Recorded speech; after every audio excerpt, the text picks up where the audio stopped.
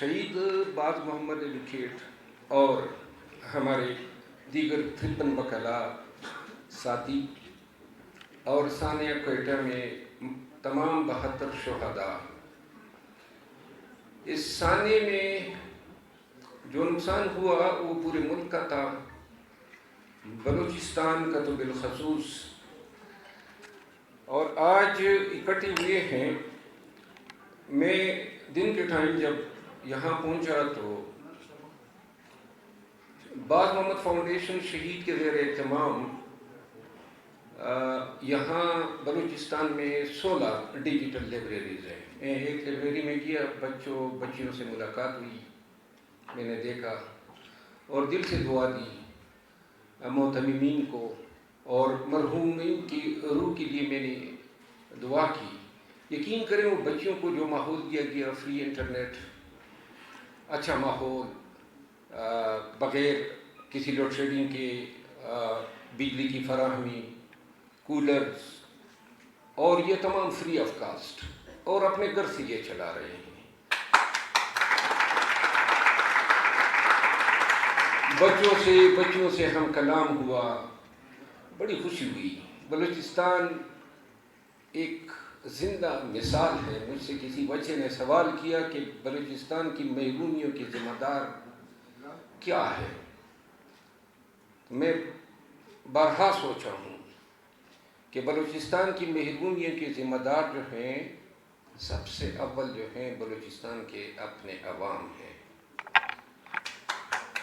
اور کبھی یہ بلوچ پشتون جمعیت اور ان سائیکل سے نکل کے کبھی ایک مٹھی ہو جاتے تو یہ نہ ہوتا کہ آپ کے بلوچستان میں اسمگلنگ کا راج ہوتا، سارے ادارے اسمگلنگ میں لگے ہیں۔ اور اس دن DGISPR جب پریس کانفرنس کر رہا تھا تو بتا رہا تھا کہ جی یہ اسمگلنگ کی گاڑیاں کوئی ماچس کی ڈبیاں ہیں جو جیب میں ڈال کے آپ بارڈر کا پرواز کر کے آئے، پورا چمن آپ کا بھرا ہوا ہے۔ خواتین و حضرات، آج اس کانفرنس کا جو موڈ پوائنٹ ہے وہ ہے پاکستان میں قانون کی حکمرانی۔ پیشہ قانون سے مجھے تقریباً 30 سال سے زیادہ ہو گئے ہیں، 16 سال بطور منصف اور تقریباً 16 سال بطور وکیل کے۔ اور یہ گزشتہ 2 سالوں میں 2023 میں جب رجیم چینج ہوتا ہے، ایک ایونٹ ہے جو بہت سے پاکستانیوں کے لیے نت نئے عجوبے اور نت نئے تجربات لایا، اور میں ان تجربوں کا نہ کہ صرف عینی شاہد ہوں بلکہ اس کا پرنسپل کردار ہوں۔ بڑے قریب سے میں نے دیکھا ہے پورے پاکستان میں کیا ہوا، کس نے کیا، کس طرح ہوا۔ لیکن ایک دور میں نے اپنی زندگی میں 2008 سے لے کر 2012 تک بھی گزارا ہے۔ یہ 2023 میں جب یہ بلائیں آتی ہیں، یہ ایجنسیاں کودتی ہیں، اور یہ جو پکڑ دکڑ مار داڑ اور یہ فتنہ فساد، اس سے پہلے 2008 سے لے کر 12 تک میں، میرا قبیلہ، میرا خاندان ملیٹنسی کے اگینسٹ لڑا ہے۔ اور آپ یقین کریں اتنے لاشیں اٹھائی ہیں میں نے اپنے لوگوں کی، اپنے باپ سمیت، اور اتنا میں نے موت کا رقص دیکھا، اتنی سختیاں دیکھی کہ جب 2023 میں یہ لوگ بلا بن گئے تو یہ ہمیں کھلونے محسوس ہوئے، کیونکہ جو ہم پہ گزری تھی دہشت گردی کے نام پہ، اور جو ظلم و جبر، اور جو ہم نے مانسٹر آف ڈسیپشن کو دیکھا تھا، پاکستان آج، یہ میں دل کی باتیں کہہ رہا ہوں، کوئی لگی لپٹی بغیر، ہم ایک ایسے موڑ پہ آئے ہیں۔ پاکستانیوں کو یہ سمجھ آنی چاہیے کہ یہ دعاؤں سے اگر پاکستان ٹھیک ہوتا تو ہو چکا ہوتا۔ دعاؤں کی شاید تو فیل یہی ایک وجہ ہے کہ پاکستان ابھی تک قائم ہے، باقی ہمارا علاج فریادوں میں نہیں ہے، ہمارا علاج دعاؤں میں بھی نہیں ہے، اور ہمارا حل جو ہے وہ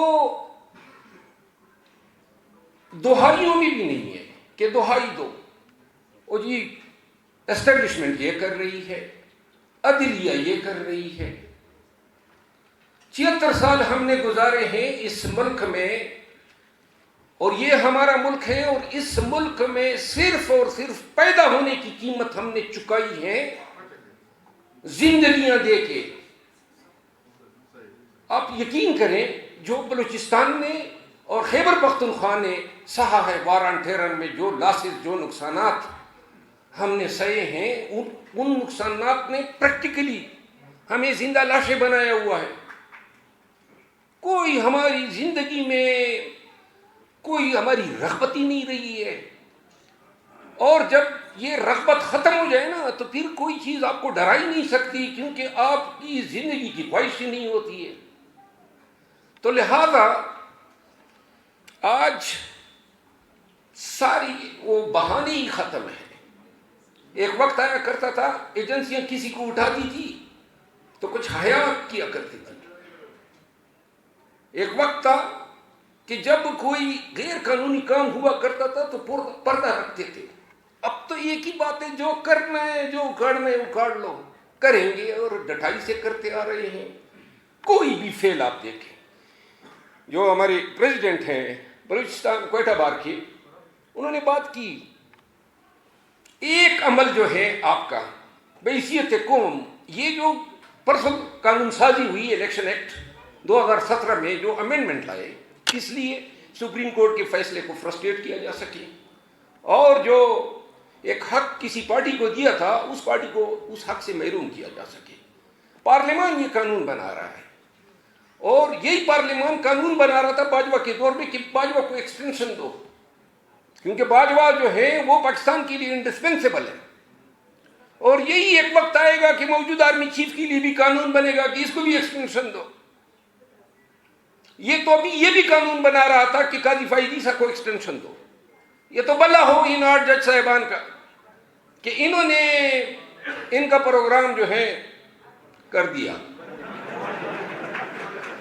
اب سنیں، یقین کریں، یہ نظام جو ہے نا یہ ہماری چمڑی ادھیڑ رہا ہے. اور کیوں نہ کرے؟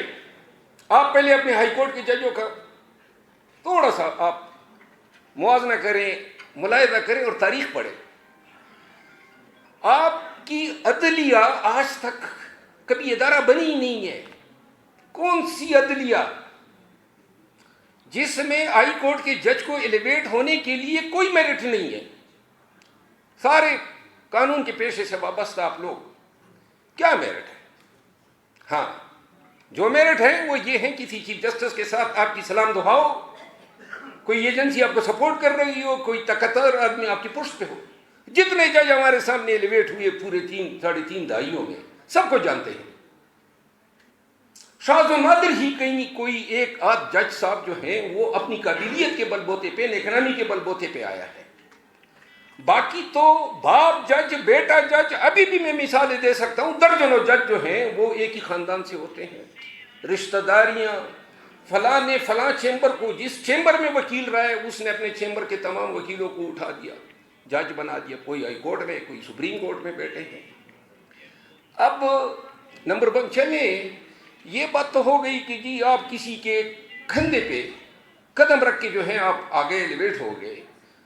اب اللہ کے بلے آدمی چلے، جب اللہ نے آپ کو منصف بنا دیا تو پھر انصاف کرو بغیر ڈر اور خوف کے.